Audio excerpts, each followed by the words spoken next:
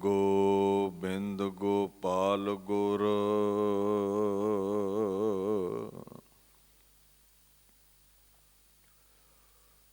गुरपूरन नारायण है।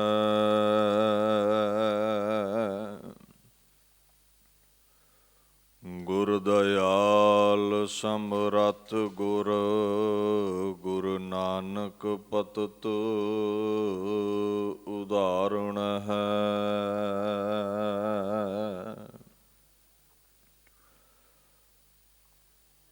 मुकबलो मकबूल गुर गोबिंद सिंह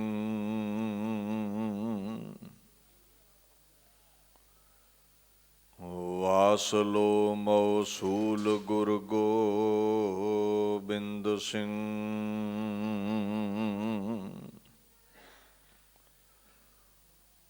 जाफरोज़े दहर गुर गोबिंद सिंह फैज़े हकरा बहर गुर गोबिंद सिंह चवर छतर तखत दे मालक ਸਾਹਿਬ ਸ੍ਰੀ ਗੁਰੂ ਗ੍ਰੰਥ ਸਾਹਿਬ ਜੀ ਦੀ ਪਵਿੱਤਰ ਹਜ਼ੂਰੀ ਵਿੱਚ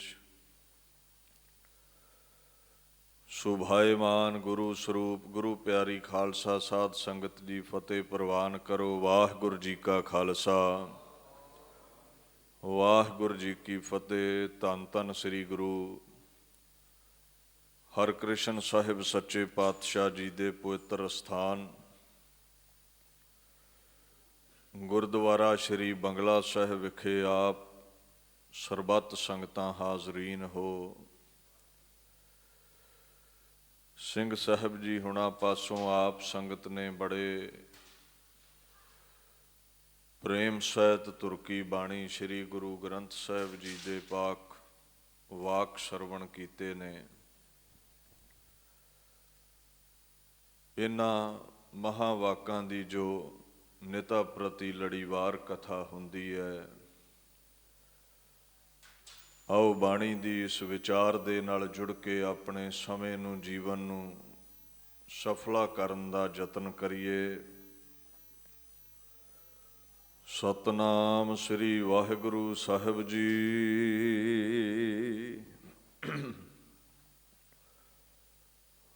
ਮ੍ਰਿਗ ਤ੍ਰਿਸ਼ਨਾ ਗੰਧਰਵ ਨਗਰੰ द्रुम छाया रच दुर्मत है ततः कुटुंब मोह मिथ्या सिमरंत नानक राम राम नाम है।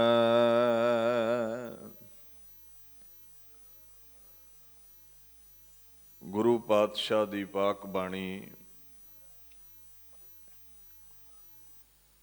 ਇਸ ਨੂੰ ਪੜ੍ਹਨ ਦਾ ਸੁਣਨ ਦਾ ਜੀਵਨ ਵਿੱਚ ਵਸਾਉਣ ਦਾ ਜਿਹੜਾ ਫਲ ਹੈ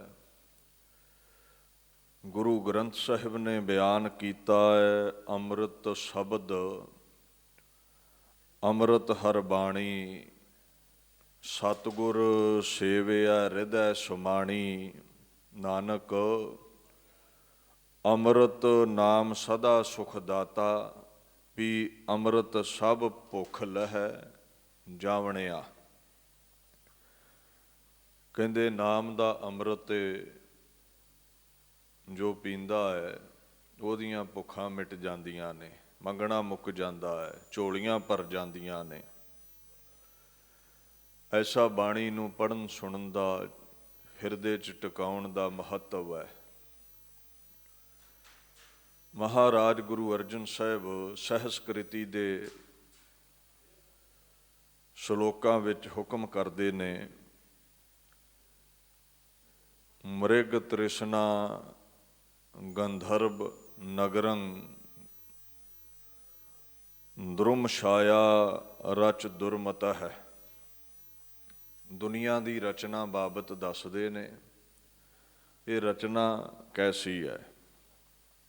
ਪਹਿਲਾ ਲਫ਼ਜ਼ ਵਰਤਿਆ ਹੈ ਮ੍ਰਿਗ ਤ੍ਰਿਸ਼ਨਾ। ਦੇਖੋ, ਮਾਰੂਥਲ ਦੇ ਵਿੱਚ, ਰੇਗਿਸਤਾਨ ਦੇ ਵਿੱਚ, ਡੈਜ਼ਰਟ ਦੇ ਵਿੱਚ ਜਦੋਂ ਰੇਤਲੇ ਮੈਦਾਨ ਉੱਪਰ ਸੂਰਜ ਦੀਆਂ ਸਿੱਧੀਆਂ ਕਿਰਨਾਂ ਪੈਂਦੀਆਂ ਨੇ ਨਾ, ਉਹ ਜਿਹੜੀ ਰੇਤ ਦੀ ਚਮਕ ਹੈ ਉਹ ਇਉਂ ਮਹਿਸੂਸ ਹੁੰਦੀ ਹੈ ਜਿਵੇਂ ਕੋਈ ਪਾਣੀ ਦਾ ਸੋਮਾ ਹੋਵੇ, ਕੋਈ ਪਾਣੀ ਦਾ ਤਲਾਬ ਹੋਵੇ। ਉਹ ਰੇਤ ਇੱਕ ਨਦੀ ਨੁਮਾ ਪਾਣੀ ਦਾ ਸੋਮਾ, ਇੱਕ ਝੀਲ ਭਾਸਣ ਲੱਗ ਪੈਂਦੀ ਹੈ, ਅੱਖਾਂ ਨੂੰ ਇਉਂ ਨਜ਼ਰੀ ਆਉਂਦਾ ਹੈ। ਹੁਣ ਪਿਆਸੇ ਜਿਹੜੇ ਮ੍ਰਿਗ ਨੇ ਜਾਂ ਪਿਆਸੇ ਜਿਹੜੇ ਆਦਮੀ ਨੇ ਭੁਲੇਖਾ ਖਾ ਜਾਂਦੇ ਨੇ ਵੀ ਇਹ ਪਾਣੀ ਹੈ। ਜਿੱਧਰੋਂ ਉਹਨਾਂ ਨੂੰ ਐਸੀ ਝੀਲ ਦਿਖਾਈ ਪੈਂਦੀ ਹੈ, ਉੱਧਰੋਂ ਕਦਮ ਪੁੱਟਦੇ ਹੋਏ ਅੱਗੇ ਵਧਦੇ ਨੇ। ਜਿਵੇਂ ਜਿਵੇਂ ਅੱਗੇ ਵਧਦੇ ਨੇ ਤਿਉਂ-ਤਿਉਂ ਜਲ ਦੂਰ ਪ੍ਰਤੀਕ ਹੁੰਦਾ ਹੈ। ਇਉਂ ਜਾਪਦਾ ਹੈ ਕੁਝ ਅੱਗੇ ਹੈ, ਹੋਰ ਚੱਲਾਂਗੇ ਨਦੀ ਤਾਈਂ ਪਹੁੰਚ ਜਾਵਾਂਗੇ।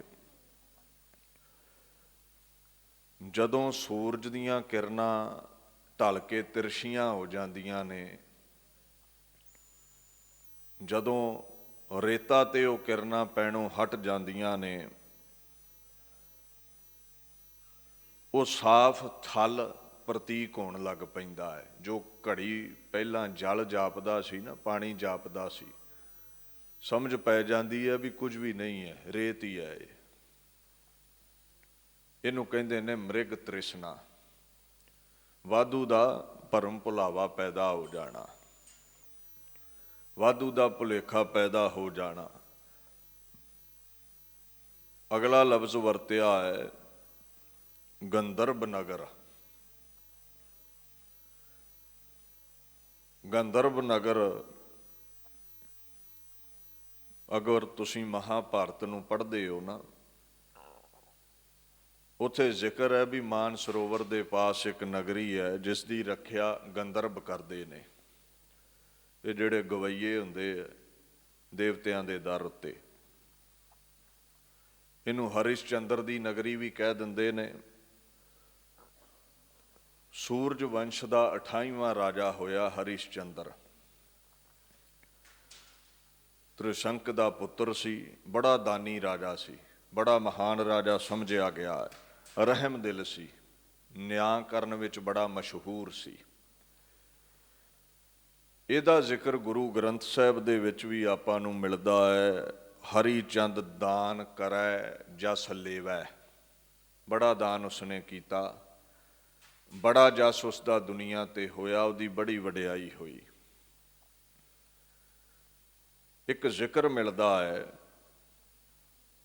ਜੋ ਸਨਾਤਨ ਮਤ ਦੇ ਲੋਕ ਸੋਚਦੇ ਨੇ, ਕਹਿੰਦੇ ਇੱਕ ਨਗਰੀ ਹੈ ਅਸਮਾਨ ਦੇ ਵਿੱਚ ਜਿੱਥੇ ਹਰਿਸ਼ ਚੰਦਰ ਅਤੇ ਉਸਦੇ ਨਗਰ ਦੇ ਲੋਕ ਵੱਸਦੇ ਨੇ। ਇਹ ਉਹਨਾਂ ਦੀ ਸੋਚ ਹੈ। ਹਵਾਈ ਨਗਰੀ ਹੈ, ਹਵਾ ਦੇ ਵਿੱਚ ਨਗਰੀ ਹੈ। ਉਸ ਨਗਰੀ ਨੂੰ ਹਰ ਚੰਦੌਰੀ ਵੀ ਕਿਹਾ ਜਾਂਦਾ ਹੈ, ਗੰਧਰਵ ਨਗਰ ਵੀ ਕਿਹਾ ਜਾਂਦਾ ਹੈ, ਚਿਤਰਮ ਵੀ ਕਿਹਾ ਜਾਂਦਾ ਹੈ। ਹੁਣ ਇਹ ਇੱਕ ਮਨੌਤ ਹੈ ਵੀ ਹਰਿਸ਼ ਚੰਦਰ ਦਾ ਨਗਰ ਹੈ ਜੋ ਅਗੋਚਰ ਹੈ। ਵਾਸਤਵ ਵਿੱਚ ਇਸ ਗੱਲ ਨੂੰ ਸਮਝਿਓ, ਜਿਵੇਂ ਮ੍ਰਿਗ ਤ੍ਰਿਸ਼ਨਾ ਹੈ ਨਾ, ਭੁਲੇਖਾ, ਇੱਦਾਂ ਹੀ ਇਸ ਹਰ ਚੰਦੌਰੀ ਦਾ ਭੁਲੇਖਾ ਹੈ। ਸਰਦੀ ਦੀ ਰੁੱਤ ਵਿੱਚ ਜਦੋਂ ਸੂਰਜ ਦੀਆਂ ਕਿਰਨਾਂ ਤੇਜ਼ ਹੁੰਦੀਆਂ ਨੇ, ਰੇਗਿਸਤਾਨ ਤੇ ਪੈਂਦੀਆਂ ਨੇ ਜਾਂ ਸਮੁੰਦਰ ਦੇ ਕਿਨਾਰੇ ਤੇ ਕਿਰਨਾਂ ਪੈਂਦੀਆਂ ਨੇ, ਧੁੰਦ ਪੈਦਾ ਹੁੰਦੀ ਹੈ। ਇਹ ਜਿਹੜੀ ਧੁੰਦ ਹੈ ਆਕਾਸ਼ ਦੇ ਵਿੱਚ ਇਹਦੇ ਕਾਰਨ ਕੁਝ ਵਸਤੂਆਂ ਸਾਨੂੰ ਨਜ਼ਰ ਹੀ ਆਉਣ ਲੱਗ ਪੈਂਦੀਆਂ ਜੋ ਕੁਝ ਸਮੇਂ ਲਈ ਸੱਤਿਆ ਮਾਲੂਮ ਹੁੰਦੀਆਂ ਵੀ ਇਹ ਠੀਕ ਨੇ। ਕੁਝ ਮਹੱਲ ਜੇ ਉਸਰ ਜਾਂਦੇ ਨੇ, ਕਈ ਵਾਰ ਕੋਈ ਨਾ ਕੋਈ ਕਾਇਆ ਨਜ਼ਰ ਆਉਂਦੀ ਹੈ, ਕੁਝ ਮੂਰਤੀਆਂ ਨਜ਼ਰ ਆਉਣ ਲੱਗ ਪੈਂਦੀਆਂ ਨੇ, ਕੁਝ ਅਕਸ ਨਜ਼ਰ ਆਉਣ ਲੱਗ ਪੈਂਦੇ ਨੇ। ਹੁਣ ਉਹਦੇ ਵਿੱਚ ਸੱਚਾਈ ਨਹੀਂ ਹੁੰਦੀ ਜੋ ਧੁੰਦ ਵਿੱਚ ਬਣੇ ਅਕਸ ਹੁੰਦੇ ਨੇ, ਉਹ ਨਾ ਸਦੀਵੀ ਰਹਿਣ ਵਾਲੇ ਹੀ ਹੁੰਦੇ ਨੇ।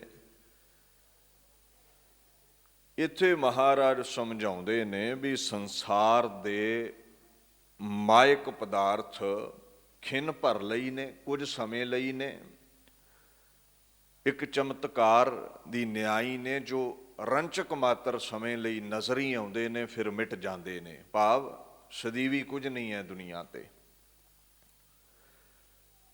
ਐਸੇ ਮਾਇਆ ਦੇ ਚਮਤਕਾਰਾਂ ਨੂੰ, ਐਸੀ ਦੁਨੀਆ ਦੀ ਰਚਨਾ ਨੂੰ ਗੁਰਬਾਣੀ ਨੇ ਮ੍ਰਿਗ ਤ੍ਰਿਸ਼ਨਾ, ਗੰਧਰਵ ਨਗਰ ਆਦਿਕ ਦੇ ਨਾਲ ਤੁਲਨਾ ਦੇ ਕੇ ਸਾਨੂੰ ਸਮਝਾਉਣਾ ਕੀਤਾ ਹੈ। ਇੱਕ ਜਗ੍ਹਾ ਬਾਣੀ ਵਿੱਚ ਆਉਂਦਾ ਹੈ, ਜਿਵੇਂ ਹਰ ਚੰਦ ਦੀ ਨਗਰੀ ਸਦੀਵੀ ਨਹੀਂ ਹੈ, ਰਹਿਣ ਵਾਲੀ ਨਹੀਂ ਹੈ, ਇਸੇ ਤਰ੍ਹਾਂ ਹੀ ਪਾਤਸ਼ਾਹ ਕਹਿੰਦੇ ਨੇ ਇਹ ਦੁਨੀਆ ਰਹਿਣ ਵਾਲੀ ਨਹੀਂ ਹੈ, ਕੁਝ ਸਮਾਂ ਅੱਖਾਂ ਦੇ ਅੱਗੇ ਹੈ, ਫਿਰ ਮਿਟ ਜਾਵੇਗੀ। ਮਹਾਰਾਜ ਕਹਿੰਦੇ ਨੇ ਮਾਇਆ ਰੰਗ ਜੇਤੇ ਸੇ ਸੰਗ ਨਾ ਜਾਹੀ, ਪੇਖ ਹਰ ਚੰਦੋਰੜੀ ਅਸਥਿਰ ਕਿਛ ਨਾਹੀ। ਮਾਇਆ ਰੰਗ ਜੇਤੇ ਸੇ ਸੰਗ ਨਾ ਜਾਹੀ, ਜਿਵੇਂ ਹੱਥ ਕੁਝ ਵੀ ਨਹੀਂ ਆਉਂਦਾ ਹਰੀ ਚੰਦ ਦੀ ਨਗਰੀ ਨੂੰ ਵੇਖ ਕੇ, ਇੱਦਾਂ ਹੀ ਜੋ ਕੁਝ ਵੀ ਹੈ, ਜਿਤਨੀ ਵੀ ਰਚਨਾ ਹੈ, ਇਹ ਮਾਇਆ ਦੇ ਸਭ ਰੰਗ ਨੇ, ਮਾਇਆ ਦੀਆਂ ਖੇਡਾਂ ਨੇ, ਰਹਿਣ ਵਾਲਾ ਕੁਝ ਵੀ ਨਹੀਂ ਹੈ। ਹਰ ਸੰਗ ਸਾਥੀ ਸਦਾ ਤੇਰਾ, ਦਿਨ ਸੋ ਰਹਿਣ ਸੰਭਾਲੀਐ। ਹਰ ਏਕ ਬਿਨ ਕਛ ਅਵਰ ਨਾਹੀ, ਭਾਉ ਦੁਤੀਆ ਜਾਲੀਐ। ਸੋ ਕਹਿੰਦੇ ਇੱਕ ਅਕਾਲ ਪੁਰਖ ਤੋਂ ਬਿਨਾਂ ਕੁਝ ਵੀ ਰਹਿਣ ਵਾਲਾ ਨਹੀਂ ਹੈ। ਜੋ ਕੁਝ ਵੀ ਦੁਨੀਆ ਵਿੱਚ ਵੇਖਦੇ ਹੋ ਇਹ ਸੰਗੀ ਸਾਥੀ ਸਭ ਛੱਡਣਗੇ, ਇੱਕ ਅਕਾਲ ਪੁਰਖ ਨਾਲ ਨਿਭਦਾ ਹੈ, ਉਹਦਾ ਨਾਮ ਰਹਿਣ ਵਾਲਾ ਹੈ, ਹੋਰ ਸਭ ਮਿਟ ਜਾਂਦੇ ਨੇ। ਤੀਜੀ ਉਦਾਹਰਣ ਦਿੱਤੀ ਹੈ ਦਰੁਮ ਛਾਇਆ।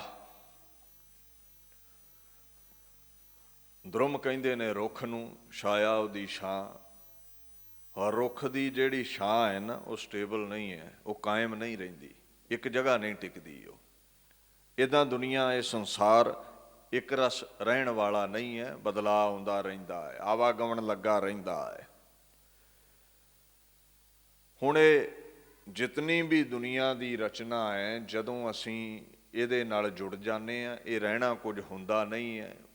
ਇੰਨੀ ਪਕੜ ਬਣਾ ਲੈਂਦੇ, ਇੰਨਾ ਮੋਹ ਪਾ ਲੈਂਦੇ ਹਾਂ, ਜਦੋਂ ਫਿਰ ਇਹ ਸਾਡਾ ਸੰਗ ਸਾਥ ਛੱਡਦੀ ਹੈ ਦੁਨੀਆ ਦੀ ਰਚਨਾ, ਫਿਰ ਅਸੀਂ ਵੈਰਾਗ ਕਰਦੇ ਹਾਂ। ਬਾਣੀ ਇਹ ਸਮਝਾਉਂਦੀ ਹੈ ਇਹ ਕੁਝ ਵੀ ਦੁਨੀਆ ਦੇ ਉੱਤੇ ਸੱਚ ਨਹੀਂ ਹੈ, ਰਹਿਣ ਵਾਲਾ ਨਹੀਂ ਹੈ।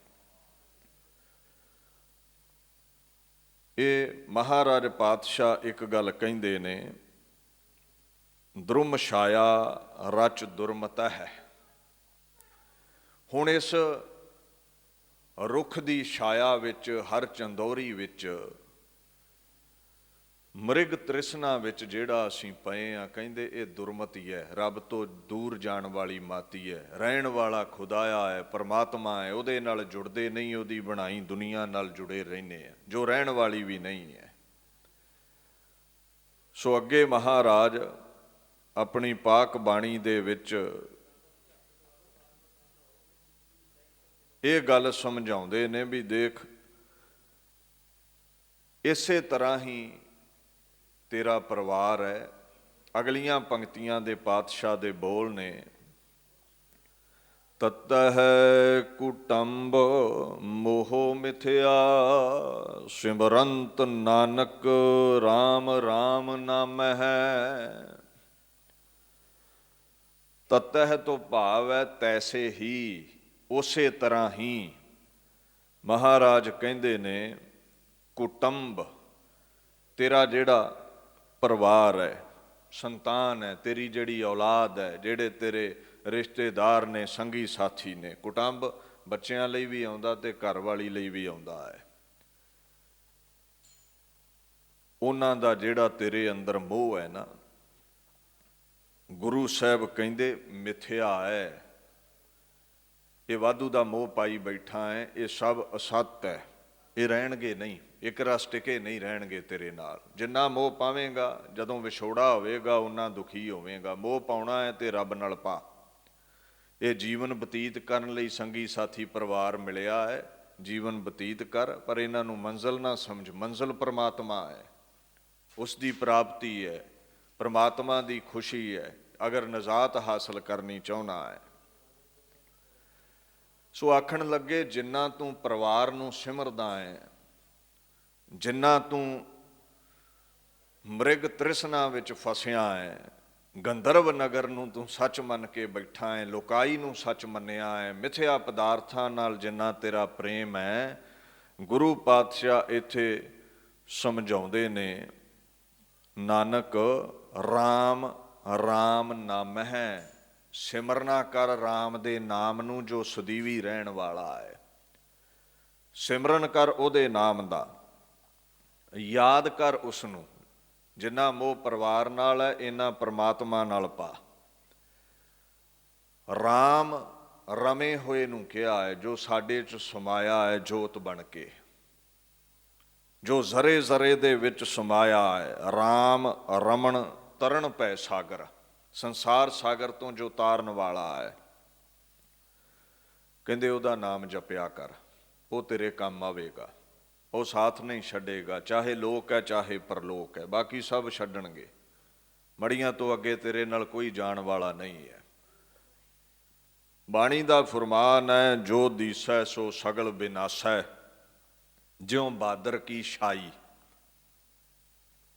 जन नानक जग जानियो मिथ्या रहियो राम सरनाई। जिवें बदल चढ़ के आउंदे ने ना, वो मेघ की जिहड़ी छाया है, बदलों की जिहड़ी छां है, वो खिण पर है, कुछ समा रहेगी, वो मिट जाएगी। सो ये संसार बदल की छां वांग है, कुछ समय लई रचना हुंदी है, मिट जाता है, रचना हुंदी है, मिट जाता है, इसे तरह गेड़ चलता रहिंदा है, हथ कुछ भी नहीं आउंदा इहदे चों। सो कहंदे एक अकाल पुरख सदीवी है, उन्होंने जपिया कर। भाई साहब भाई नंद लाल दी एक गज़ल है, कहंदे जो अखां नाल देखदे हो ये मिटेगा, ये रहण वाला नहीं है। परशियन दे उन्हां दे बोल ने, फना पजीर बवद हरचे हस्त दर आलम, ना आशकां के जे असरार इश्क आगा अंद। भाई साहब भाई नंद लाल कहंदे ने, फना पजीर बिनसन हार है दुनिया, बिनसेगी, मिटेगी, खत्म होवेगी, ये सच्चाई है। कहंदे कुछ रवेगा नहीं। हरचे तो भाव है जो कुछ भी है, जो अखां दा विशा है, जो दिख रहा है, वो मिटेगा। दर आलम, दर विच आलम जगत, जो जगत दे अंदर प्रगट होया है, नजरी आया है, उन्हें फना होना है। ये भेद नूं समझ ला, कहंदे उन्हें मिटना है। जदों तुसीं बाणी पढ़दे हो की आउंदा है, मिथ्या तन धन कुटुंब, सुबाया मिथ्या हौमै ममता माया, मिथ्या रथ हस्ती असव बस्त्रा, मिथ्या रंग संग माया पेख हस्ता। ये हाथी घोड़े दौलतां शौहरतां परिवार कुटुंब सब मिथ्या है। अस्थिर भगत साध की सरन, नानक जप जप जीवै हर कै चरण। कहंदे एक अकाल पुरख सदीवी है, ते जेड़े जेड़े उहदा नाम जपणगे उन्हां दा नाम सदीवी है, अमर हो जाणगे। वो तुसीं एक गल दा ध्यान रखियो, किन्ने लोग जमदे मरदे ने, कोई याद नहीं रखदा, पर महापुरुषां नूं याद करदे ने लोग। इहनूं की कहंदे ने, अस्थिर भगत साध की ਸਰਨ, ਜਿਹੜਾ ਅਕਾਲ ਪੁਰਖ ਦੇ ਗੀਤ ਗਾਉਂਦਾ ਹੈ ਗੁਰੂ ਦੀ ਸ਼ਰਨ ਪੈ ਕੇ, ਉਹਦਾ ਨਾਮ ਰਹਿ ਜਾਂਦਾ ਹੈ। ਬਾਕੀ ਸਭ ਮਿਟੇਗਾ, ਬਾਕੀ ਸਭ ਨਾਸ਼ਵਾਨ ਹੈ। ਨੋਬਡੀ ਇਜ਼ ਪਰਮਾਨੈਂਟ, ਕੋਈ ਦੁਨੀਆ ਤੇ ਸਦੀਵੀ ਰਹਿਣ ਵਾਲਾ ਨਹੀਂ ਹੈ। ਇੱਥੇ ਆਗਾਜ਼ ਹੁੰਦਾ ਹੈ, ਮਿਟ ਜਾਂਦੇ ਨੇ। ਨਾਮ ਉਹਦਾ ਰਵੇਗਾ ਜਿਹੜਾ ਅਕਾਲ ਪੁਰਖ ਦੇ ਗੀਤ ਗਾਵੇਗਾ। ਸੋ ਮਹਾਰਾਜ ਕਹਿੰਦੇ ਭਰਮ ਭੁਲਾਵਾ ਛੱਡ ਕੇ ਅਕਾਲ ਪੁਰਖ ਦੇ ਗੀਤ ਗਾਇਆ ਕਰ, ਤੇਰਾ ਕੋਈ ਨਾਮ ਲੈਣ ਵਾਲਾ ਦੁਨੀਆ ਤੇ ਰਵੇ, ਤੇਰੀ ਕੋਈ ਯਾਦ ਦੁਨੀਆ ਤੇ ਰਹਿ ਜਾਵੇ। ਅਗਲੇ ਸ਼ਲੋਕ ਵਿੱਚ ਪਾਤਸ਼ਾਹ ਕਹਿੰਦੇ ਨੇ, ਨਚ ਵਿਦਿਆ ਨਿਧਾਨ ਨਿਗਮੰ, ਨਚ ਗੁਣਗ ਨਾਮ ਕੀਰਤਨ ਹੈ। ਜਿਹੜਾ ਨਚ ਲਫ਼ਜ਼ ਹੈ ਨਾ, ਨਾਚ, ਇਹਦਾ ਭਾਵ ਹੈ ਨਹੀਂ। ਹੁਣ ਕਹਿੰਦੇ ਦੇਖੋ, ਇਹ ਨਾਮ ਜਿਹੜਾ ਹੈ ਅਕਾਲ ਪੁਰਖ ਦਾ, ਇਸ ਦੀ ਪ੍ਰਾਪਤੀ ਨਿਮਰਤਾ ਨਾਲ ਹੁੰਦੀ ਹੈ, ਸਿਆਣਫਾਂ ਨਾਲ ਨਹੀਂ। ਸਦੀਵੀ ਦੁਨੀਆ ਤੇ ਅਮਰ ਰਹਿਣਾ ਚਾਹੁੰਦਾ ਹੈ, ਨਾਮ ਜਪ। ਤੁਸੀਂ ਆਖੋ ਮਨ ਨਹੀਂ ਲੱਗਦਾ, ਨਾਮ ਝੋਲੀ ਪਾਵੇ ਪ੍ਰਮਾਤਮਾ ਸਾਡੀ, ਕਹਿੰਦੇ ਫਿਰ ਨਿਮਰਤਾ ਚ ਆ ਜਾ, ਭਾਂਡਾ ਖਾਲੀ ਕਰ ਹੰਕਾਰ ਤੋਂ, ਅਰਦਾਸ ਕਰਿਆ ਕਰ। ਨਚ ਵਿਦਿਆ ਨਿਧਾਨ ਨਿਗਮੰ, ਨਾ ਮੇਰੇ ਕੋਲ ਵੇਦਾਂ ਸ਼ਾਸਤਰਾਂ ਦਾ ਖਜ਼ਾਨਾ ਹੈ, ਨਿਧਾਨ ਖਜ਼ਾਨੇ ਨੂੰ ਕਹਿੰਦੇ ਨੇ। ਨਿਗਮੰ, ਇਹ ਜਿਹੜਾ ਲਫ਼ਜ਼ ਹੈ ਨਾ, ਵੇਦਾਂ ਦੇ ਮੰਤਰ ਭਾਗ ਨੂੰ ਕਹਿੰਦੇ ਨੇ। ਗਿਆਨ ਹਾਸਿਲ ਹੋਣਾ, ਵਿਦਵਾਨ ਹੋਣਾ। ਕਹਿੰਦੇ ਕਹਿ ਮੇਰੇ ਕੋਲ ਪਾਤਸ਼ਾਹ ਕੋਈ ਗਿਆਨ ਨਹੀਂ ਹੈ, ਮੇਰੇ ਕੋਲ ਕੋਈ ਬਹੁਤੀ ਸਿਆਣਪ ਨਹੀਂ ਹੈ, ਮੇਰੇ ਕੋਲ ਬਹੁਤੀ ਕੋਈ ਸਮਝ ਨਹੀਂ ਹੈ, ਮੈਂ ਕੋਈ ਬਹੁਤਾ ਗਿਆਨੀ ਨਹੀਂ ਹਾਂ, ਨਾ ਹੀ ਮੇਰੇ ਕੋਲ ਕੋਈ ਗੁਣਾਂ ਦਾ ਹੀ ਖਜ਼ਾਨਾ ਹੈ। ਸਤ ਸੰਤੋਖ ਦਇਆ ਧਰਮ ਵਰਗੇ ਮਹਾਨ ਗੁਣ ਵੀ ਨਹੀਂ ਮੇਰੇ ਕੋਲ। ਅੱਗੇ ਕਹਿੰਦੇ ਨੇ ਨਾਮ ਕੀਰਤਨ ਹੈ, ਨਾ ਹੀ ਮੈਂ ਤੇਰੀ ਕੀਰਤੀ ਗਾਉਂਦਾ ਹਾਂ, ਮੇਰੇ ਕੋਲੋਂ ਤੇਰਾ ਨਾਮ ਨਹੀਂ ਜਪਿਆ ਜਾਂਦਾ। ਨਾ ਵੇਦਾਂ ਸ਼ਾਸਤਰਾਂ ਦਾ ਮੈਂ ਗਿਆਤਾ ਹਾਂ, ਨਾ ਮੇਰੇ ਕੋਲ ਕੋਈ ਗਿਆਨ ਦਾ ਖਜ਼ਾਨਾ ਹੈ, ਨਾ ਮੇਰੇ ਕੋਲ ਕੋਈ ਬਹੁਤੇ ਚੰਗੇ ਗੁਣੀ ਨੇ, ਨਾ ਹੀ ਤੇਰਾ ਕੀਰਤਨ ਕਰ ਪਾਉਂਦਾ ਹਾਂ, ਨਾ ਤੇਰਾ ਨਾਮ ਜਪ ਪਾਉਂਦਾ ਹਾਂ। ਇਉਂ ਨਿਮਰਤਾ ਵਿੱਚ ਆ ਕੇ ਕਹਿਣਾ ਹੈ। ਅਗਲੇ ਬੋਲ ਪਾਤਸ਼ਾਹ ਦੇ ਨੇ, ਨਚ ਰਾਗ ਰਤਨ ਕੰਠੰ, ਨਹਿ ਚੰਚਲ ਚਤੁਰ ਚਾਤੁਰ ਹੈ। ਹੁਣ ਆਖਣ ਲੱਗੇ ਮਹਾਰਾਜ, ਇਹ ਤਰਲਾ ਲਿਆ ਕਰ ਪ੍ਰਮਾਤਮਾ, ਨਚ ਰਾਗ ਰਤਨ ਕੰਠੰ। ਰਾਗ ਇੱਕ ਰਤਨ ਦੀ ਨਿਆਈ ਹੈ, ਬੜਾ ਅਦਬ ਹੈ ਰਾਗਾਂ ਦਾ, ਬੜਾ ਅਦਬ ਹੈ ਰੱਬ ਦੇ ਗੀਤ ਗਾਉਣ ਦਾ। ਕਹਿੰਦੇ ਮੇਰੇ ਗਲੇ ਵਿੱਚ ਨਾ ਰਾਗ ਜੋ ਬੜਾ ਸ੍ਰੇਸ਼ਟ ਰਤਨ ਹੈ, ਉਹ ਵੀ ਨਹੀਂ ਹੈ। ਮੇਰੇ ਗਲੇ ਨੇ ਰਾਗ ਨੂੰ ਧਾਰਿਆ ਨਹੀਂ ਹੈ, ਭਾਵ ਮੇਰੀ ਕੋਈ ਆਵਾਜ਼ ਬਹੁਤੀ ਚੰਗੀ ਨਹੀਂ ਹੈ, ਮੈਂ ਕੋਈ ਬਹੁਤਾ ਚੰਗਾ ਗਵਈਆ ਨਹੀਂ ਜੋ ਤੇਰਾ ਕੀਰਤਨ ਕਰ ਸਕਾਂ। ਅੱਗੇ ਮਹਾਰਾਜ ਕਹਿੰਦੇ ਨੇ, ਨਹਿ ਚੰਚਲ ਚਤੁਰ ਚਾਤੁਰ ਹੈ, ਨਾ ਮੈਂ ਕੋਈ ਬਹੁਤਾ ਚੁਸਤ ਹਾਂ, ਬਹੁਤਾ ਮੇਰੇ ਵਿੱਚ ਕੋਈ ਸਿਆਣਪ ਹੀ ਹੈ, ਮੈਨੂੰ ਬਹੁਤੀਆਂ ਸਿਆਣਪਾਂ ਨਹੀਂ ਆਉਂਦੀਆਂ, ਕਾਰ ਵਿਵਹਾਰ ਵਿੱਚ ਮੈਂ ਇੰਨਾ ਚਤੁਰ ਨਹੀਂ ਹਾਂ, ਭਾਵ ਮੈਂ ਇੱਕ ਨਿਰਗੁਣ ਹਾਂ ਜਿਹਦੇ ਵਿੱਚ ਕੋਈ ਚੰਗਾ ਗੁਣ ਹੀ ਨਹੀਂ ਹੈ, ਜੋ ਗੁਣਾਂ ਤੋਂ ਰਹਿਤ ਹੈ। ਅੱਗੇ ਮਹਾਰਾਜ ਕਹਿੰਦੇ ਨੇ, ਦੀਨ ਦੁਨੀਆ ਦੇ ਮਾਲਕ ਆਖਣ ਲੱਗੇ, ਭਾਗ ਉਦਮ ਲਬਦਿਅੰ ਮਾਇਆ, ਨਾਨਕ ਸਾਧ ਸੰਗ ਖਲ ਪੰਡਿਤ ਹੈ। ਹੁਣ ਗੁਰੂ ਸਾਹਿਬ ਆਖਣ ਲੱਗੇ, ਚੰਗੇ ਭਾਗ ਹੋਣ, ਤੇ ਬੰਦਾ ਉਦਮ ਕਰਦਾ ਹੈ, ਕਮਾਈ ਕਰਦਾ ਹੈ, ਕਮਾਈ ਵਿੱਚ ਉਹਦਾ ਮਨ ਲੱਗਦਾ ਹੈ, ਆਲਸ ਤੋਂ ਉੱਪਰ ਉੱਠਦਾ ਹੈ। ਫਿਰ ਉਹਨੂੰ ਮਿਲਦਾ ਕੀ ਹੈ? ਮਾਇਆ ਮਿਲਦੀ ਹੈ, ਪੈਸਾ ਉਹ ਕਮਾ ਲੈਂਦਾ ਹੈ। ਭਾਗ ਜ਼ਰੂਰੀ ਨੇ, ਇਕੱਲਾ ਉਦਮ ਨਾਲ ਗੱਲ ਨਹੀਂ ਬਣਦੀ। ਤੁਸੀਂ ਵੇਖਿਆ ਹੋਵੇਗਾ, ਇੱਕ ਭਰੇ ਬਾਜ਼ਾਰ ਸਾਰੀ ਦਿਹਾੜੀ ਮੁਸ਼ੱਕਤ ਘਾਲਦਾ ਹੈ, ਤਨ ਦੇ ਉੱਤੇ ਇੱਟਾਂ ਢੋਂਦਾ ਹੈ, ਗਾਰਾ ਢੋਂਦਾ ਹੈ, ਸੀਮੈਂਟ ਢੋਂਦਾ ਹੈ। ਦਿਹਾੜੀ ਕੀ ਹੈ? 200-250-300 ਰੁਪਈਆ। ਤੇ ਜਿਸ ਦਾ ਉਹ ਮਹਿਲ ਉਸਾਰ ਰਿਹਾ ਹੈ ਨਾ, ਉਹ ਸਰਦਾਰ ਸਾਹਿਬ ਬੜੇ ਟੌਰ ਨਾਲ ਕੁਰਸੀ ਤੇ ਬਹਿੰਦੇ ਨੇ। ਕਈ ਮਜ਼ਦੂਰ ਉਹਨਾਂ ਦੇ ਅਧੀਨ ਕਰਮ ਕਰਦੇ ਨੇ, ਕਿਰਤ ਕਰਦੇ ਨੇ, ਮਹਿਲਾਂ ਦੇ ਮਾਲਕ ਨੇ। ਜਿਹੜਾ ਵੱਧ ਮੁਸ਼ੱਕਤ ਘਾਲ ਰਿਹਾ ਹੈ ਉਹ ਵੀ ਸਾਹਮਣੇ ਹੈ, ਉਹਦੀ ਰਾਤ ਕੁੱਲੀ ਵਿੱਚ ਲੰਘਦੀ ਹੈ। ਤੇ ਜਿਹੜਾ ਬੈਠਾ ਹੈ ਉਹ ਮਹਿਲਾਂ ਦਾ ਮਾਲਕ ਹੈ। ਇੱਥੇ ਕਰਮਗਤ ਵੀ ਕਾਊਂਟ ਕਰਦੀ ਹੈ। ਕਈ ਵਾਰ ਆਪਾਂ ਵੇਖਦੇ ਹਾਂ, ਮਿਹਨਤ ਬੜੀ ਕਰਦੇ ਹਾਂ, ਫਲ ਬਹੁਤਾ ਨਹੀਂ ਮਿਲਦਾ, ਤੇ ਕਈ ਮਿਹਨਤ ਥੋੜ੍ਹੀ ਕਰਦੇ ਨੇ, ਫਲ ਜ਼ਿਆਦਾ ਪਾ ਲੈਂਦੇ ਨੇ। ਸੋ ਇਸ ਗੱਲ ਦਾ ਖਿਆਲ ਰੱਖੀ, ਉਦਮ ਤੇ ਹੈ, ਪਰ ਅਰਦਾਸ ਕਰਿਆ ਕਰ ਤੇਰੇ ਉਦਮ ਨੂੰ ਫਲ ਪਵੇ। ਕਈ ਵਾਰ ਉਦਮ ਨੂੰ ਫਲ ਨਹੀਂ ਪੈਂਦਾ, ਉਹਨੂੰ ਕਹਿੰਦੇ ਨੇ ਕਰਮਾਂ ਦੀ ਖੇਡ ਹੈ ਸਾਰੀ ਇਹ। ਦਿਹਾੜੀ ਕਰਨ ਵਾਲਾ ਮਹਿਲਾਂ ਵਿੱਚ ਚਾਹੀਦਾ ਸੀ, ਤੇ ਜਿਹੜਾ ਵਿਹਲਾ ਬੈਠਾ ਹੈ ਉਹ ਕੁੱਲੀ ਵਿੱਚ ਚਾਹੀਦਾ ਸੀ, ਜੇ ਉਦਮ ਦੇ ਨਾਲ ਹੀ ਪੈਸਾ ਬਣਦਾ ਹੁੰਦਾ ਤੇ। ਪਰ ਨਹੀਂ ਬਣ ਰਿਹਾ। ਉਦਮ ਤੋਂ ਮਹਾਰਾਜ ਨਹੀਂ ਰੋਕਦੇ, ਪਰ ਭਾਗ ਚੰਗੇ ਹੋਣੇ ਬੜੇ ਜ਼ਰੂਰੀ ਨੇ। ਦੀਨ ਦੁਨੀਆ ਦੇ ਮਾਲਕ ਗੁਰੂ ਅਰਜਨ ਸਾਹਿਬ ਪਾਤਸ਼ਾਹ ਕਹਿੰਦੇ ਨੇ, ਚੰਗੇ ਭਾਗ ਹੋਣ ਤੇ ਉਦਮ ਕਰੀਦਾ ਹੈ। ਉਦਮ ਕਰੀਏ ਲੱਭਦਿਆਂ ਮਾਇਆ, ਮਾਇਆ ਪ੍ਰਾਪਤ ਹੁੰਦੀ ਹੈ।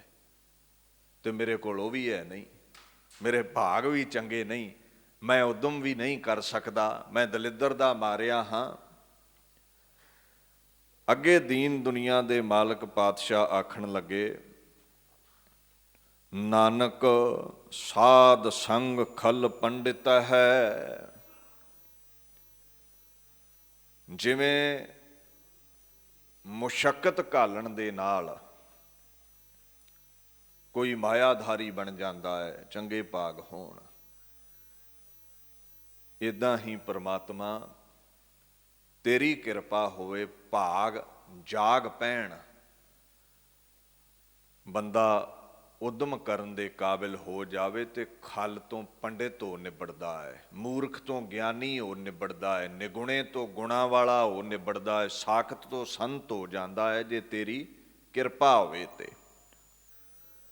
ਸੋ ਇੱਥੇ ਪਾਤਸ਼ਾਹ ਸਮਝਾਉਂਦੇ ਨੇ, ਅਰਦਾਸ ਕਰਿਆ ਕਰ, ਮੇਰੇ ਭਾਗ ਚੰਗੇ ਨਹੀਂ, ਮੇਰੀ ਕਰਮਗਤ ਮੇਰਾ ਸਾਥ ਨਹੀਂ ਦਿੰਦੀ, ਮੈਂ ਉਦਮ ਨਹੀਂ ਕਰ ਪਾਉਂਦਾ, ਮੈਂ ਯਤਨ ਨਹੀਂ ਕਰ ਪਾਉਂਦਾ, ਮੈਂ ਪੁਰਖਾਰਥ ਨਹੀਂ ਕਰ ਪਾਉਂਦਾ, ਮੇਰੇ ਕੋਲ ਕੋਈ ਗਿਆਨ ਨਹੀਂ, ਕੋਈ ਗੁਣਾਂ ਦਾ ਖਜ਼ਾਨਾ ਨਹੀਂ, ਮੇਰੇ ਕੋਲ ਕੋਈ ਵੀ ਚੰਗਾ ਗੁਣ ਨਹੀਂ ਹੈ। ਪਰ ਇੱਕ ਗੱਲ ਤੈਅ ਹੈ ਵੀ ਤੇਰੀ ਕਿਰਪਾ ਹੋਵੇ ਤੇ ਖਲ ਬੰਦਾ, ਖਲ ਦੇ ਬੜੇ ਅਰਥ ਨੇ। ਖਲ ਦਾ ਭਾਵ ਮੂਰਖ ਵੀ ਹੈ, ਦੁਸ਼ਟ ਵੀ ਹੈ, ਕਮੀਨੇਪਨ ਤੇ ਉਤਰਨ ਵਾਲਾ ਇਨਸਾਨ ਵੀ ਹੈ। ਖਲ ਦਾ ਮਤਲਬ ਮੂੜ ਵੀ ਹੈ, ਜਿਹਨੂੰ ਕੋਈ ਸਮਝ ਨਹੀਂ ਹੈ, ਬੁੱਧੀਹੀਣ। ਤੇਰੀ ਕਿਰਪਾ ਹੋਵੇ ਅਕਾਲ ਪੁਰਖ, ਬਖਸ਼ਿਸ਼ਾਂ ਅਗਰ ਤੂੰ ਕਰ ਦਵੇਂ ਤੇ। ਮਹਾਰਾਜ ਆਖਣ ਲੱਗੇ, ਨਾਨਕ ਸਾਧ ਸੰਗ ਖਲ ਪੰਡਿਤ ਹੈ। ਤੇਰੀ ਸੰਗਤ ਵਿੱਚ ਆਈਏ, ਸਾਧੂਆਂ ਦੀ ਸੰਗਤ ਵਿੱਚ ਆਈਏ, ਤੇ ਖਲ ਲੋਕ, ਮੂਰਖ ਲੋਕ, ਅਨਪੜ੍ਹ ਲੋਕ ਵੀ ਚਤੁਰ ਬਖਤਾ ਪੰਡਿਤ ਹੋ ਨਿਬੜਦੇ ਨੇ। ਤੇਰੀ ਕਿਰਪਾ ਹੋ ਜਾਵੇ ਤੇ ਨਿਰਧਨ ਬੰਦਾ ਸਰਦਨ ਬਣ ਜਾਂਦਾ ਹੈ, ਅਮੀਰ ਹੋ ਜਾਂਦਾ ਹੈ। ਤੇਰੀ ਕਿਰਪਾ ਹੋ ਜਾਵੇ, ਅਗਿਆਨੀ ਗੁਣੀ ਗਿਆਨੀ ਹੋ ਨਿਬੜਦਾ ਹੈ। ਸਾਰੀ ਖੇਡ ਤੇਰੀ ਕਿਰਪਾ ਦੀ ਹੈ। ਬਾਣੀ ਚਾਹੁੰਦਾ ਹੈ ਨਾ, ਕਲਗੀਧਰ ਪਾਤਸ਼ਾਹ ਕਹਿੰਦੇ ਨੇ, ਖਲ ਖੰਡ ਖਿਆਲ ਗੁਰਬਰ ਅਕਾਲ। ਤੂੰ ਮੂਰਖਤਾ ਨੂੰ ਖੰਡਿਤ ਕਰਨ ਵਾਲਾ ਹੈ, ਅਗਿਆਨ ਨੂੰ ਖੰਡ ਖੰਡ ਕਰਨ ਵਾਲਾ ਹੈ।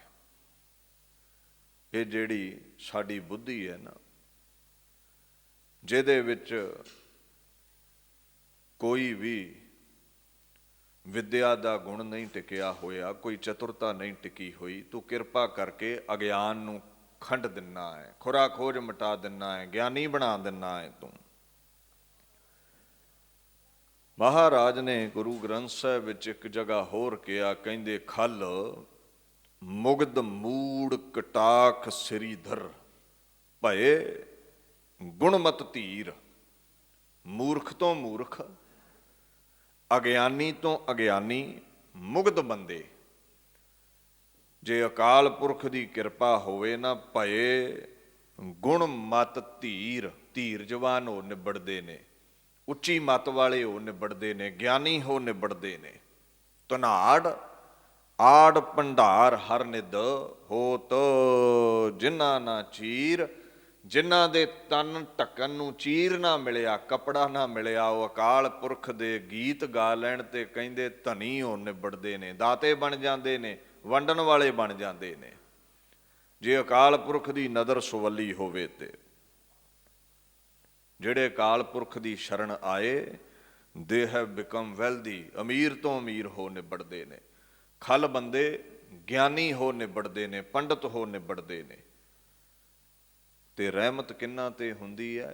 ਜਿਹੜੇ ਨਿਮਰਤਾ ਵਿੱਚ ਆਉਂਦੇ ਨੇ, ਜਿਹੜੇ ਅਕਾਲ ਪੁਰਖ ਅੱਗੇ ਮਨ ਦੀ ਝੋਲੀ ਅੱਡਦੇ ਨੇ, ਤੇ ਝੋਲੀ ਖਾਲੀ ਚਾਹੀਦੀ ਹੈ।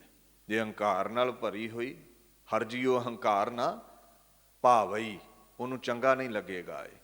ਸੋ ਜਦੋਂ ਵੀ ਆਉਣਾ ਹੈ, ਨਿਰਮਾਣਤਾ ਵਿੱਚ ਆਉਣਾ ਹੈ ਜੀ। ਮੇਰੇ ਵਿੱਚ ਕੋਈ ਗੁਣ ਨਹੀਂ, ਕੋਈ ਵਿਦਵਤਾ ਨਹੀਂ, ਕੋਈ ਗਿਆਨ ਧਿਆਨ ਨਹੀਂ, ਖਾਲੀ ਭਾਂਡਾ ਹੈ, ਤੁਸੀਂ ਕਿਰਪਾ ਕਰੋ, ਤੁਸੀਂ ਝੋਲੀਆਂ ਭਰੋ। ਮਨ ਦੀ ਝੋਲੀ ਨਾਮ ਨਾਲ ਭਰ ਦਿਓ, ਤਨ ਦੀ ਝੋਲੀ ਦੌਲਤਾਂ ਸ਼ੌਹਰਤਾਂ ਨਾਲ ਭਰ ਦਿਓ। ਕੰਠ ਰਮਣੀਐ ਰਾਮ ਰਾਮ ਮਾਲਾ, ਹਸਤ ਊਚ ਪ੍ਰੇਮ ਧਾਰਣੀ।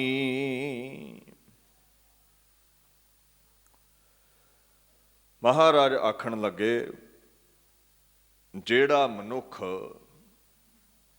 ਆਪਣੇ ਕੰਠ ਵਿੱਚ ਪਰਮਾਤਮਾ ਦੇ ਨਾਮ ਦੀ ਮਾਲਾ ਪਰੋਂਦਾ ਹੈ, ਸਵਾਸਾਂ ਰੂਪੀ ਧਾਗੇ ਵਿੱਚ ਨਾਮ ਦੇ ਮਣਕੇ ਪਰੋਂਦਾ ਹੈ, ਆਖਣ ਲੱਗੇ ਹਸਤ ਊਚ ਪ੍ਰੇਮ ਧਾਰਣੀ। ਇੱਥੇ ਅਰਥ ਸਮਝਿਓ, ਕੰਠ ਦਾ ਭਾਵ ਤੁਸੀਂ ਸਮਝਦੇ ਹੀ ਹੋ, ਗਲੇ ਨੂੰ ਕਹਿੰਦੇ ਨੇ। ਰਮਣੀਏ,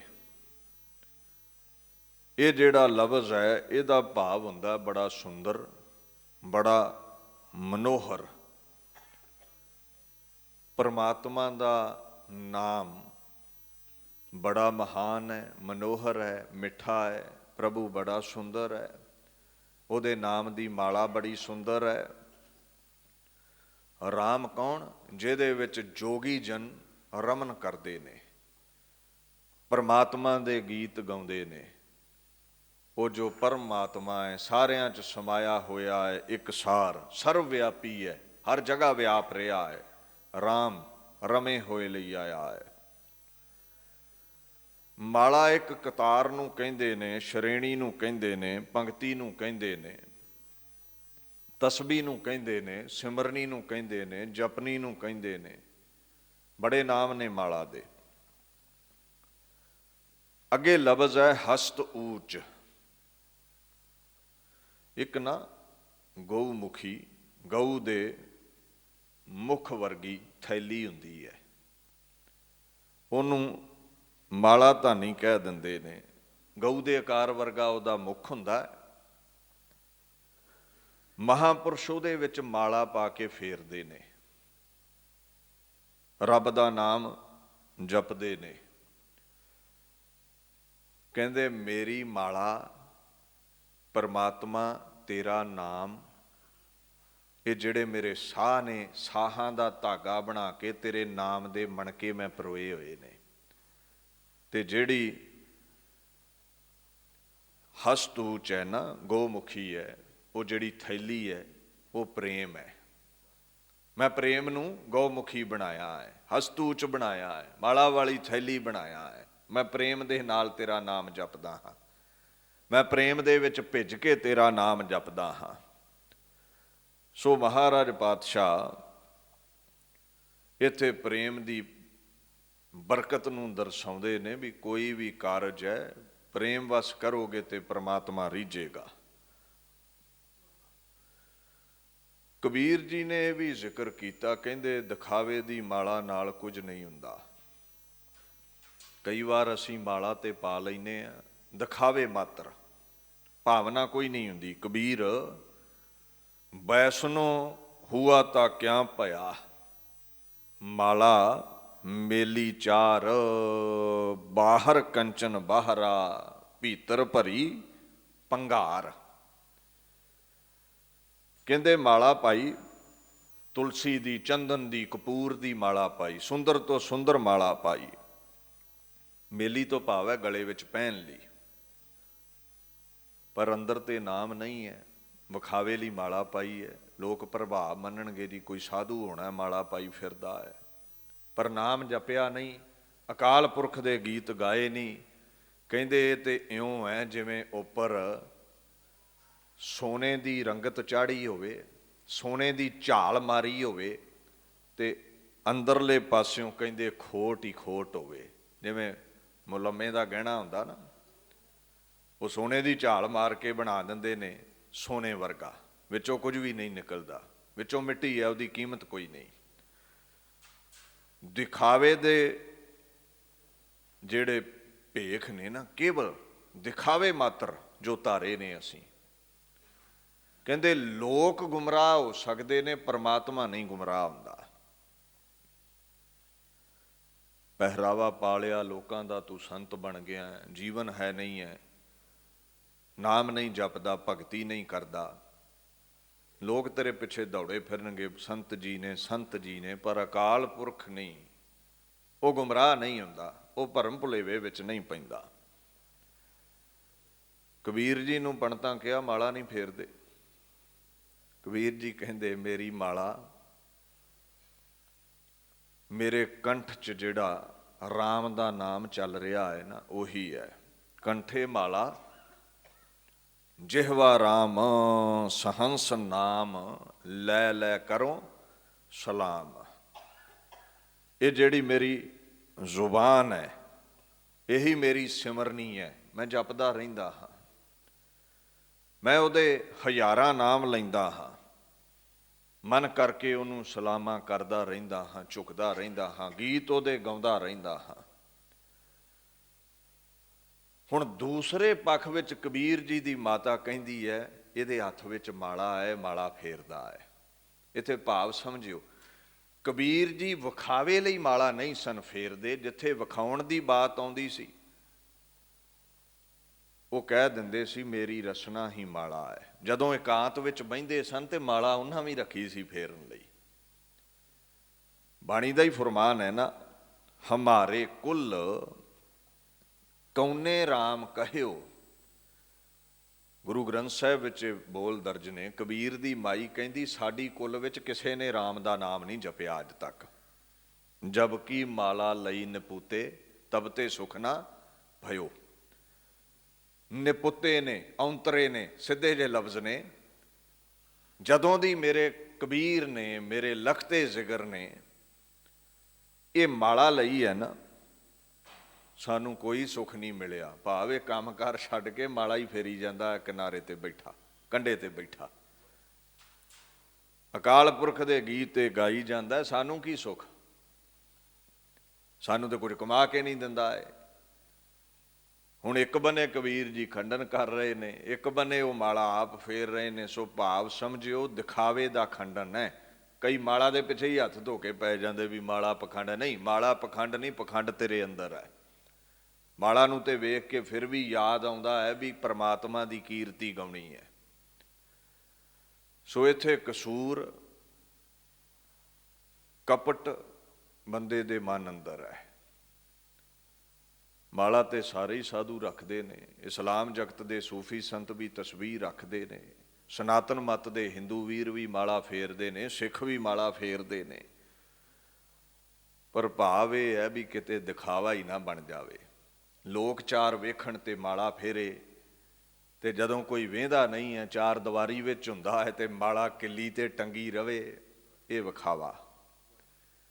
ਲੋਕ ਪਿੱਛੇ ਲੱਗਣਗੇ, ਰੱਬ ਨਹੀਂ ਗੁੰਮਰਾਹ ਹੋਵੇਗਾ।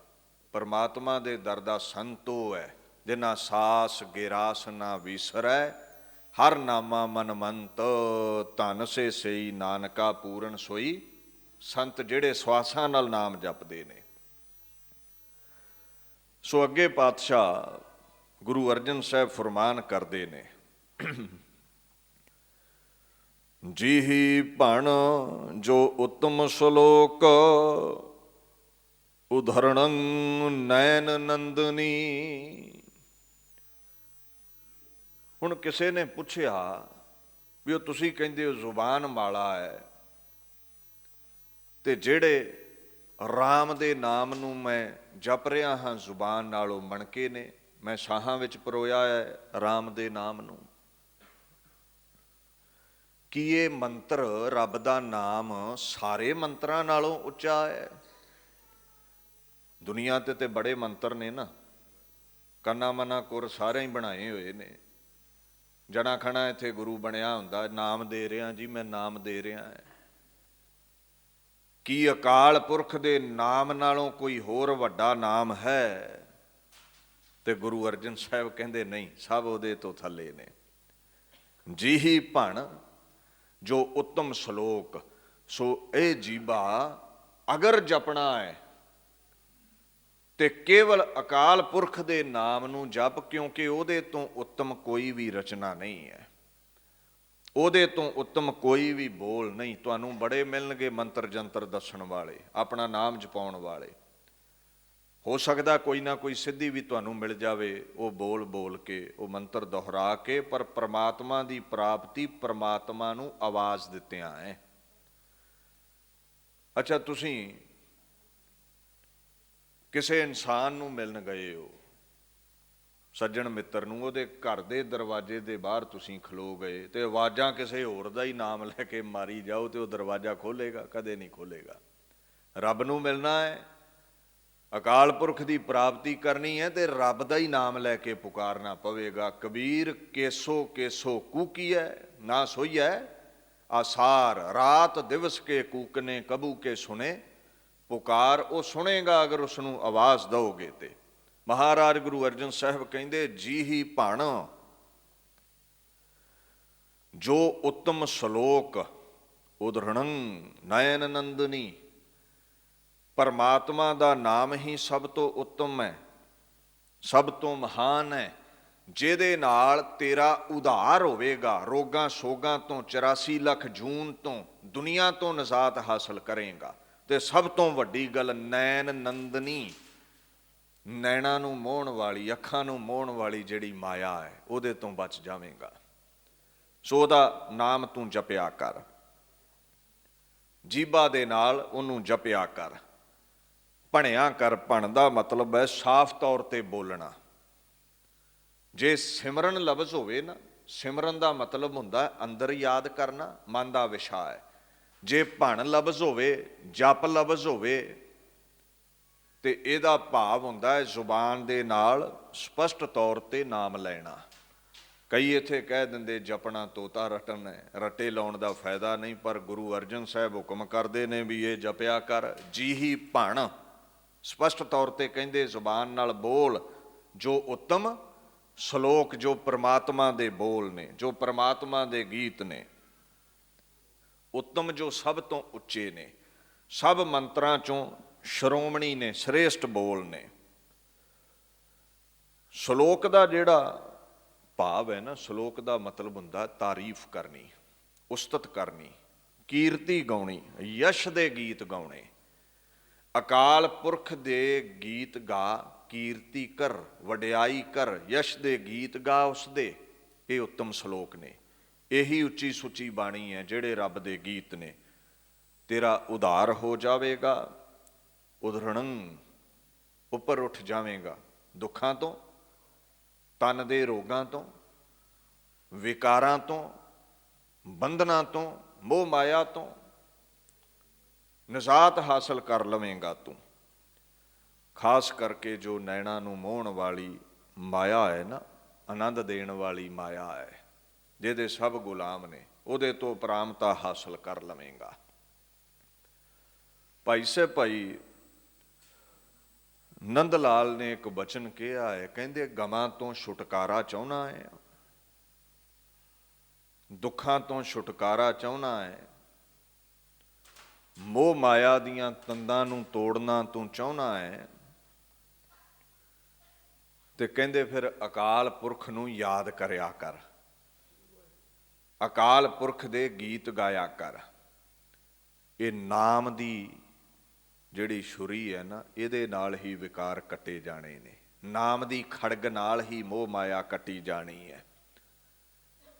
ਉਹ ਫਾਰਸੀ ਵਿੱਚ ਕਹਿੰਦੇ ਨੇ ਯਾਦੇ ਓਕੁਨ, ਯਾਦੇ ਓਕੁਨ ਗੋਇਆ ਮੁਧਾਮ ਤਾਂ ਬਿਆਬੀ ਅਜ਼ ਗਮੇ ਆਲਮ ਫਿਰਾਗ। ਭਾਈ ਨੰਦ ਲਾਲ ਆਖਣ ਲੱਗੇ ਯਾਦ ਕਰ, ਕਹਿੰਦੇ ਜੀ ਕਿਸ ਨੂੰ? ਤੇ ਭਾਈ ਨੰਦ ਲਾਲ ਕਹਿੰਦੇ ਉਹ ਭਾਵ ਜੋ ਅਕਾਲ ਪੁਰਖ ਹੈ। ਕੁਨ ਦਾ ਮਤਲਬ ਹੈ ਕਰਨਾ, ਉਹ ਅਕਾਲ ਪੁਰਖ ਨੂੰ ਯਾਦ ਕਰ। ਗੋਇਆ ਉਹਨਾਂ ਦਾ ਆਪਣਾ ਲਕਬ ਹੈ, ਨੰਦ ਲਾਲ ਗੋਇਆ ਕਹਿੰਦੇ ਆ ਨਾ ਆਪਾਂ, ਉਹਨਾਂ ਦਾ ਆਪਣਾ ਲਕਬ ਹੈ। ਕਹਿੰਦੇ ਗੋਇਆ ਆਪਣੇ ਆਪ ਨੂੰ ਕਹਿੰਦੇ ਰੱਬ ਨੂੰ ਯਾਦ ਕਰ, ਅਕਾਲ ਪੁਰਖ ਦੇ ਗੀਤ ਗਾ, ਤਾਂ ਬਿਆਬੀਅਜ਼ ਗਮੇ ਆਲਮ ਫਿਰਾਗ। ਕਿਉਂ ਯਾਦ ਕਰਾਂ? ਬਿਆਬੀ ਦਾ ਮਤਲਬ ਹੈ ਤੂੰ ਪਾ ਲਵੇਂਗਾ, ਤੂੰ ਪ੍ਰਾਪਤ ਕਰ ਲਵੇਂਗਾ। ਗਮੇ ਦਾ ਮਤਲਬ ਤੁਸੀਂ ਸਮਝਦੇ ਹੀ ਹੋ, ਦੁੱਖ, ਚਿੰਤਾ, ਡਿਪਰੈਸ਼ਨ। ਆਲਮ ਕਹਿੰਦੇ ਨੇ ਸੰਸਾਰ ਨੂੰ, ਫਿਰਾਗ ਕਹਿੰਦੇ ਨੇ ਛੁੱਟ ਜਾਣਾ, ਮੁਕਤ ਹੋਣਾ, ਛੁਟਕਾਰਾ ਪਾਉਣਾ। ਭਾਈ ਸਾਹਿਬ ਭਾਈ ਨੰਦ ਲਾਲ ਕਹਿੰਦੇ ਨੇ ਦੁਨੀਆ ਦੇ ਅੰਦਰ, ਸੰਸਾਰ ਦੇ ਅੰਦਰ, ਆਲਮ ਦੇ ਅੰਦਰ ਜਿੰਨੇ ਵੀ ਦੁੱਖ ਨੇ, ਜਿੰਨੇ ਵੀ ਰੋਗ ਨੇ, ਚਾਹੇ ਚਿੰਤਾਵਾਂ ਨੇ ਤੇਰੇ ਮਨ ਨੂੰ, ਸੋਗ ਨੇ, ਸਭ ਚਿੰਤਾਵਾਂ ਤੋਂ, ਰੋਗਾਂ ਤੋਂ, ਸੋਗਾਂ ਤੋਂ ਛੁਟਕਾਰਾ ਪਾ ਲਵੇਂਗਾ ਅਗਰ ਤੂੰ ਅਕਾਲ ਪੁਰਖ ਦਾ ਸਿਮਰਨ ਕਰੇਂਗਾ ਤੇ, ਅਕਾਲ ਪੁਰਖ ਦੇ ਗੀਤ ਗਾਵੇਂਗਾ ਤੇ। ਐਸੀ ਮਹਾਨਤਾ ਹੈ ਉਹਦੇ ਗੁਣਾਂ ਦੀ। ਗੁਰੂ ਅਰਜਨ ਸਾਹਿਬ ਪਾਤਸ਼ਾਹ ਵੀ ਇਹੀ ਕਹਿ ਰਹੇ ਨੇ, ਜਿਹੀ ਭਣ ਜੋ ਉੱਤਮ ਸ਼ਲੋਕ ਉਦਾਹਰਣੰ ਨੈਣ ਨੰਦਨੀ। ਨਾਮ ਜਪ, ਉੱਤਮ ਸ਼ਲੋਕ ਗਾ, ਅਕਾਲ ਪੁਰਖ ਦਾ ਨਾਮ ਜਪ, ਮੋਹ ਮਾਇਆ ਤੋਂ ਬਚੇਗਾ, ਵਿਕਾਰਾਂ ਤੋਂ ਬਚ ਜਾਵੇਂਗਾ, ਦੁੱਖਾਂ ਤੋਂ ਬਚ ਜਾਵੇਂਗਾ। ਬਾਣੀ ਚਾਹੁੰਦਾ ਨਾ ਉੱਤਮ ਸ਼ਲੋਕ ਸਾਧ ਕੇ ਬਚਨ ਅਮੁਲੀਕ, ਲਾਲ ਇਹ ਰਤਨ। ਉੱਤਮ ਬੋਲ ਕਿਹੜੇ ਨੇ? ਜਿਹੜੇ ਮਹਾਂਪੁਰਸ਼ਾਂ ਨੇ ਅਕਾਲ ਪੁਰਖ ਦੀ ਯਾਦ ਵਿੱਚ ਗਾਏ ਨੇ, ਜਿਨ੍ਹਾਂ ਦਾ ਮੁੱਲ ਕੋਈ ਨਹੀਂ ਹੈ, ਅਮੋਲ, ਮੁੱਲ ਨਹੀਂ ਪਾਇਆ ਜਾ ਸਕਦਾ ਉਹਨਾਂ ਬਚਨਾਂ ਦਾ। ਬਾਣੀ ਨੂੰ ਕਿਹਾ ਹੈ ਉੱਤਮ ਸ਼ਲੋਕ, ਅਕਾਲ ਪੁਰਖ ਦੀ ਵਡਿਆਈ ਨੂੰ ਕਿਹਾ ਹੈ ਉੱਤਮ ਸ਼ਲੋਕ, ਸਬਲਾਈਮ ਹਾਈਮਸ, ਉੱਚੀਆਂ ਉਸਤਤਾਂ, ਉੱਚੀ ਵਡਿਆਈ, ਉੱਚੀ ਕੀਰਤੀ ਜੋ ਅਕਾਲ ਪੁਰਖ ਦੀ ਹੈ। ਕਹਿੰਦੇ ਇਹ ਜਪਿਆ ਕਰ, ਇਹ ਸੁਣਿਆ ਕਰ, ਕਮਾਇਆ ਵੀ ਕਰ। ਕਹਿੰਦੇ ਇਹਦੇ ਅਕੋਰਡਿੰਗ ਜੀਵਨ ਢਾਲ ਆਪਣਾ। ਆਖਣ ਲੱਗੇ ਸੁਨਤ ਕਮਾਵਤ ਹੋਤ ਉਧਾਰ, ਆਪ ਤਰੈ ਲੋਕਹ ਨਿਸਤਾਰ। ਕਹਿੰਦੇ ਜੇ ਤੂੰ ਸੁਣੇਗਾ, ਜੇ ਤੂੰ ਜਪੇਂਗਾ, ਜੇ ਜੀਵਨ ਵਿੱਚ ਢਾਲ ਰਵੇਂਗਾ। ਬਾਣੀ ਨੂੰ ਪੜ੍ਹਨ ਦਾ ਤਰੀਕਾ ਬਾਣੀ ਵਿੱਚ ਹੀ ਮਿਲ ਜਾਂਦਾ। ਕਹਿੰਦੇ ਉੱਚੀ ਬੋਲੋ ਤਾਂ ਕਿ ਕੰਨ ਸਰਵਣ ਸੁਣ ਸਕਣ, ਉਹ ਹਿਰਦੇ ਵਿੱਚ ਬੋਲ ਟਿਕ ਸਕਣ, ਉਹਨਾਂ ਦੇ ਅਨੁਸਾਰ ਤੁਹਾਡਾ ਜੀਵਨ ਹੋ ਸਕੇ। ਫਿਰ ਕੀ ਹੋਵੇਗਾ? ਸੁਨਤ ਕਮਾਵਤ ਹੋਤ ਉਧਾਰ, ਉਧਾਰ ਹੋਵੇਗਾ, ਤੁਹਾਨੂੰ ਮੁਕਤੀ ਮਿਲ ਜਾਵੇਗੀ। ਹੀ ਹੂ ਹੀਅਰਸ, ਜਿਹੜਾ ਵੀ ਉਹਨਾਂ ਬੋਲਾਂ ਨੂੰ ਸੁਣੇਗਾ, and acts thereon he will be saved. ਉਹਨਾਂ ਦੇ ਅਕੋਰਡਿੰਗ ਜੀਵਨ ਢਾਲ ਲਵੇਗਾ, ਬਾਣੀ ਦੇ ਅਨੁਸਾਰ ਚੱਲੇਗਾ। ਕਹਿੰਦੇ ਉਹ ਬਚੇਗਾ ਰੋਗਾਂ ਤੋਂ, ਉਹ ਬਚੇਗਾ ਸੋਗਾਂ ਤੋਂ, ਉਹ ਬਚੇਗਾ 84 ਲੱਖ ਦੇ ਗੇੜ ਤੋਂ। ਅੱਛਾ, ਉਹ ਤੇ ਬਚੇਗਾ ਹੀ, ਜਿਹੜੇ ਉਹਦੇ ਸੰਗੀ ਸਾਥੀ ਨੇ ਨਾ, ਪਰਿਵਾਰ ਦੇ ਮੈਂਬਰ ਨੇ। ਬਾਣੀ ਦੀ ਇੰਨੀ ਮਹਾਨਤਾ ਹੈ, ਆਪ ਤਰੈ ਲੋਕਹਿ ਨਿਸਤਾਰ, ਆਪ ਤੇ ਉਹ ਮੁਕਤ ਹੋਵੇਗਾ ਹੀ। ਹੀ ਸਵਿਮਸ ਹਿਮਸੈਲਫ, ਉਹ ਦੁਨੀਆ ਤੋਂ ਆਪ ਤੇ ਪਾਰ ਜਾਵੇਗਾ ਹੀ। ਪਰ ਨਾਲ ਨਾਲ ਆਖਣ ਲੱਗੇ, makes other people swim across this world, ਕਹਿੰਦੇ ਉਹ ਨਾਲ ਯਾਰਾਂ ਨੂੰ ਵੀ ਪਾਰ ਲੈ ਜਾਵੇਗਾ। ਉਹ ਜਿਹੜਾ ਮਲਾਹ ਹੁੰਦਾ ਨਾ, ਬੇੜੀ ਵਿੱਚ ਇਕੱਲਾ ਤੇ ਪਾਰ ਲੱਗਦਾ ਹੀ ਹੈ, ਉਹ ਰਾਹੀਆਂ ਨੂੰ ਵੀ ਨਾਲ ਲੈ ਜਾਂਦਾ ਹੈ। ਬਾਣੀ ਪੜ੍ਹਨ ਵਾਲਾ, ਸੁਣਨ ਵਾਲਾ, ਕਮਾਉਣ ਵਾਲਾ ਆਪ ਤੇ ਮੁਕਤ ਹੈ, ਹੋਰਾਂ ਨੂੰ ਵੀ ਮੁਕਤ ਕਰਾ ਸਕਦਾ ਹੈ। ਆਪ ਮੁਕਤ ਮੁਕਤ ਕਰੈ ਸੰਸਾਰ, ਨਾਨਕ ਤਿਸ ਜਨ ਕੋ ਸਦਾ ਨਮਸਕਾਰ। ਜਿਨ੍ਹਾਂ ਬਾਣੀ ਨੂੰ, ਪਰਮਾਤਮਾ ਦੀ ਵਡਿਆਈ ਨੂੰ ਆਪਣੇ ਸਾਹਾਂ ਦੇ ਤੰਦ ਵਿੱਚ, ਧਾਗੇ ਵਿੱਚ ਪਰੋ ਲਿਆ ਹੈ, ਜਿਨ੍ਹਾਂ ਨਾਮ ਦੀ ਮਾਲਾ ਬਣਾ ਲਈ ਹੈ, ਉਹ ਆਪ ਵੀ ਮੁਕਤ ਹੁੰਦੇ ਨੇ, ਹੋਰਾਂ ਨੂੰ ਵੀ ਮੁਕਤ ਕਰਾ ਦਿੰਦੇ ਨੇ। ਸੋ ਐਸੀ ਵਡਿਆਈ ਨਾਮ ਦੀ ਹੈ, ਬਾਣੀ ਦੀ ਹੈ। ਅਗਰ ਹਾਸਲ ਨਹੀਂ ਹੋ ਰਹੀ ਬਾਣੀ, ਨਾਮ ਨਹੀਂ ਜਪਿਆ ਜਾ ਰਿਹਾ, ਤੇ ਤਰਲਾ ਲਿਆ ਕਰੋ ਬਾਬਾ ਫਰੀਦ ਜੀ ਵਾਂਗ, ਸ਼ੇਖ ਫਰੀਦੈ ਖੈਰ ਦੀਜੈ, ਬੰਦਗੀ ਸਾਡੀ ਝੋਲੀ ਨਾਮ ਪਾਓ ਪਾਤਸ਼ਾਹ। ਕਿਉਂਕਿ ਨਾਮ ਪੜ੍ਹਨ ਵਾਲਾ, ਸੁਣਨ ਵਾਲਾ, ਜਪਣ ਵਾਲਾ, ਨਿਧਿਆਸਨ ਕਰਨ ਵਾਲਾ, ਜੀਵਨ ਵਿੱਚ ਢਾਲਣ ਵਾਲਾ, ਰੋਗਾਂ ਸੋਗਾਂ ਤੋਂ ਨਿਜਾਤ ਹਾਸਲ ਕਰ ਲੈਂਦਾ ਹੈ। ਉਹਦੇ ਜੀਵਨ ਵਿੱਚ ਕੋਈ ਵਿਘਨ ਨਹੀਂ ਰਹਿੰਦਾ। ਗੁਰੂ ਕੀ ਬਾਣੀ ਪੜ੍ਹ ਸੁਣ ਕੇ ਸੰਗਤਾਂ ਦੇ ਸੰਗ ਵਿੱਚ ਆਪਣੇ ਸਮੇਂ ਨੂੰ, ਜੀਵਨ ਨੂੰ ਸਫਲਾ ਕਰੋ ਜੀ। ਵਾਹਿਗੁਰੂ ਜੀ ਕਾ ਖਾਲਸਾ, ਵਾਹਿਗੁਰੂ ਜੀ ਕੀ ਫਤਿਹ। ਵਾਹਿਗੁਰੂ ਜੀ।